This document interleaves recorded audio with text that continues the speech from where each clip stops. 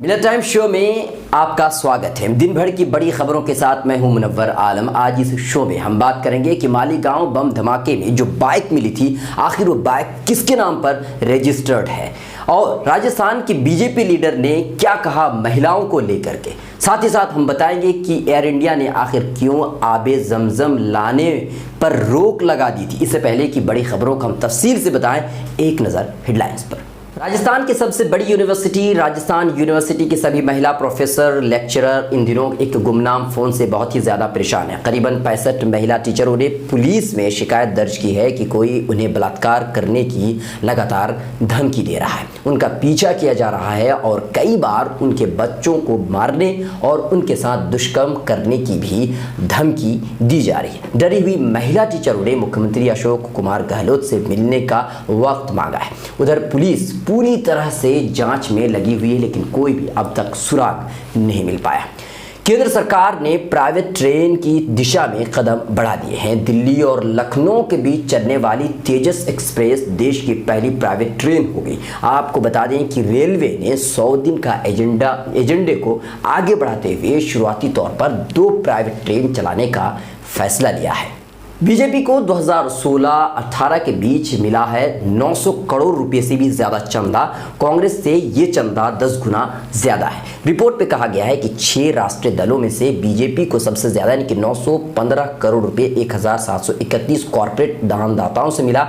वित्त वर्ष 2012-13 और 2017-18 के बीच बीजेपी को 6 वर्षों के दौरान में सबसे ज़्यादा यानी कि 1621.40 करोड़ रुपए का कॉर्पोरेट चंदा मिला था, जो कि कुल कॉर्पोरेट चंदे का 83% था।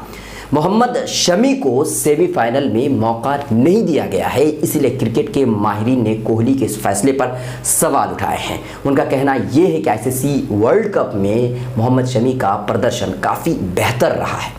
आइए खबरें तफसील से। मालीगांव बम ब्लास्ट वाक़े में धमाके के लिए इस्तेमाल की गई LML फ्रीडम मोटरसाइकिल को सोमवार के रोज़ पहली मरतबा शनाख्त के लिए लाया गया। यह मोटरसाइकिल प्रज्ञा ठाकुर के नाम पर रजिस्टर्ड है। आम इंतखाबात 2019 में भोपाल से मुंतखब member of parliament Pragya Singh Thakur इस वक्त जमानत पर है। मोटरसाइकिल धमाके वाली जगह पर से ख़राब हालत में मिली थी। वाज़ेह है कि 29 सितंबर 2008 को हुए इस धमाके में 6 लोगों की मौत हो गई थी, जबकि 100 से ज़्यादा लोग जख्मी हो गए थे। मौके पर पंचनामा करने वाले गवाह ने 2 मोटरसाइकिल की पहचान की है। उनमें से एक LML फ्रीडम जबकि दूसरी होंडा यूनिकॉर्न है। गवाह के सोमवार के रोज़ इन मोटरसाइकिलों के अलावा 5 साइकिलें भी दिखाई गई। गवाह के मुताबिक ये वही बाइक और साइकिलें हैं जो उसने 2018 में वारदात की जगह पर देखी थी। वाज़ेह है कि ट्रायल के दौरान सबूत के तौर पर इस्तेमाल हो रही बाइकों और साइकिलों को मालीगांव के भीखू चौक से बरामद किया गया था। उनकी जाँच फॉरेंसिक साइंस लेबॉर्ट्री ने की है और बाद में महाराष्ट्र एंटी टेररिज्म स्क्वाड यानी कि ATS के पास भेज दिया गया। पहले इस मामले की जांच ATS ने ही की थी। मुंबई की अदालत में जगह की कमी की वजह से मोटरसाइकिलों को ATS के कला चौकी की यूनिट में भेजा गया था। सोमवार के रोज इन सबूतों को एक टेम्पू में लादकर अदालत में लाया गया। साइकिल और मोटरसाइकिल को 5वें फ्लोर पर वाक़ कोर्ट रूम तक नहीं लाया जा सकता था, इसलिए कोर्ट ने दोनों तरफ के वकीलों को हिदायत दी कि वो ग्राउंड फ्लोर में जाकर के उन सबूतों को देखें। खुसूसी जज VS बदलकर ने भी उन सबूतों का मुआयना किया। गवाह को पहले जूट के बैग में बंद जंग आलूद साइकिलों को दिखाया गया। उसके बाद LML फ्रीडम बाइक की शनाख्त करने को कहा गया। गवाह टेम्पू पर चढ़ा और मोटरसाइकिल की शनाख्त कर ली। जज भी मोटरसाइकिल का मुआयना करने के लिए टेम्पू पर चढ़े और मुआयना के बाद कोर्ट के कमरे में वापस आ गए। गुज़िश्ता दिनों गवाह ने बताया था कि पुलिस ने उसे जो LML मोटरसाइकिल दिखाई थी उसका रजिस्ट्रेशन नंबर MH15P4572 था। अक्टूबर 2008 में हुए इस बम धमाके के मामले में पहली गिरफ्तारी प्रज्ञा सिंह ठाकुर की हुई थी। ये गिरफ्तारी बाइक के रजिस्ट्रेशन की बुनियाद पर की गई थी। ATS इस मामले की जांच कर रही थी। NIA ने 2016 में सप्लीमेंट्री चार्जशीट दाखिल करके कहा था कि प्रज्ञा ठाकुर इस बाइक को 2 साल से ज़्यादा वक्त से इस्तेमाल नहीं कर रही थी। NIA ने प्रज्ञा ठाकुर को क्लीन चिट दे दी थी। हालांकि कोर्ट ने NIA के इस दावे को खारिज करते हुए कहा था कि RTO के रिकॉर्ड में बाइक प्रज्ञा ठाकुर सिंह के नाम पर रजिस्टर्ड है। अब ट्रायल में इस बात पर गौर किया जाएगा कि बम धमाके में इसके इस्तेमाल से प्रज्ञा का ताल्लुक है या फिर नहीं। राजस्थान बीजेपी के सीनियर लीडर कालीचरण श्राफ ने खवातीन से मुताल्लिक एक मुतनाज़ बयान दे दिया है। उनकी नज़र में खवातीन और मासूम बच्चों के साथ इसमत दरी एक छोटी चीज़ है।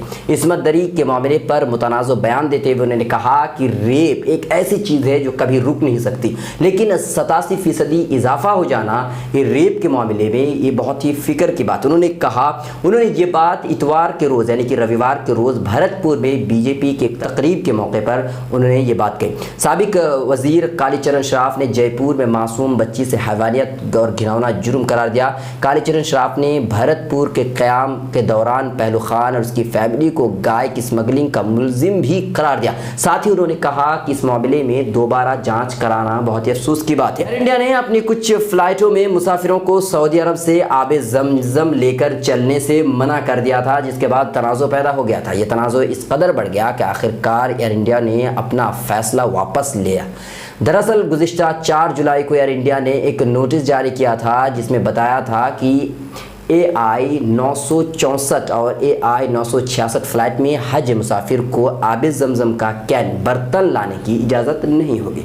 ये हुक्म 15 सितंबर के लिए था, लेकिन अब जबकि इस पर काफ़ी तनाज़ुर पैदा हो गया तो एयर इंडिया ने अपने ट्विटर हैंडल के ज़रिए खबर दी है कि ये पाबंदी ख़त्म कर दी गई और अब हाजी पहले ही की तरह 5 लीटर आबे ज़मज़म अपने साथ ला सकते हैं। मीडिया ज़राए के मुताबिक AI 966 ये फ़्लाइट जद्दा से हैदराबाद होते हुए मुंबई जाती है और AI 964 जद्दा से कोचीन जाती है। इन दोनों फ़्लाइटों के लिए एयर इंडिया ने कहा था कि मुसाफिर अपने साथ आबे ज़मज़म लेकर सफ़र नहीं कर सकते। अब कंपनी ने ट्रैवल एजेंट्स और हज पर जाने वाले सभी मुसाफिरों से इसके लिए माफ़ी मांगी है और कहा है कि पहले दिए गए हिदायत की वजह से जो भी परेशानियां हुई हैं इसके लिए वो माजरत खा है। बताया जाता है कि 4 जुलाई को जो नोटिस जारी किया गया था वो एयर इंडिया के जद्दा दफ्तर से जारी किया गया था। इस नोटिस के बाद मुसाफिरों और टूर ऑपरेटरों की परेशानी काफ़ी बढ़ गई थी।